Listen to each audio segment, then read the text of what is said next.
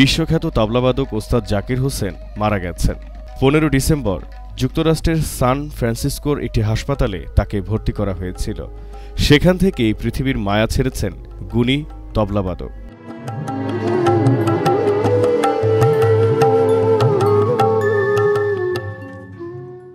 December তার পরিবারের পক্ষ থেকে তার মৃত্যুর খবরটি নিশ্চিত করা হয়। তার বন্ধু রাকেশ চৌরসিয়া জানান, 73 বছর বয়সী জাকির হোসেন যুক্তরাষ্ট্রে বসবাস করতেন। দীর্ঘদিন ধরে তিনি উচ্চ রক্তচাপজনিত সমস্যায় ভুগছিলেন। গত এক সপ্তাহ ধরে সান ফ্রান্সিসকোর হাসপাতালে হৃদরোগজনিত সমস্যা নিয়ে ভর্তি হয়েছিলেন তিনি। জানা যায়, জাকির হোসেনের কলকাতায় অনুষ্ঠানে যাওয়ার কথা ছিল, তবে শারীরিক অসুস্থতার জন্য বাতিল হয় সেই অনুষ্ঠান।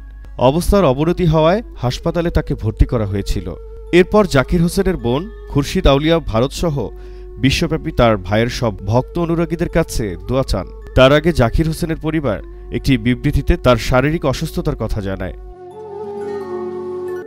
1951 সালে ভারতের মুম্বাইয়ে জন্ম ওস্তাদ জাকির হোসেনের।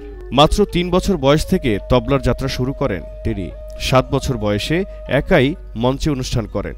ভারত ও ভারতের বাইরে অনেক বিখ্যাত সঙ্গীত শিল্পী ও মিউজিক গ্রুপের সঙ্গে কাজ করেছেন তিনি, যার মধ্যে রয়েছেন প্রখ্যাত আইরিশ গায়ক ভ্যান মরিসন ও British music group London string কোয়ার্টলেট।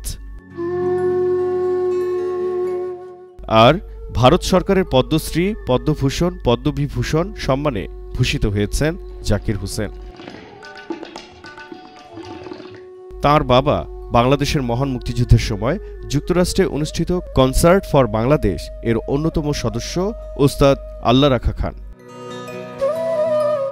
Zahirul ইসলাম জহির, এশিয়ান পোস্ট।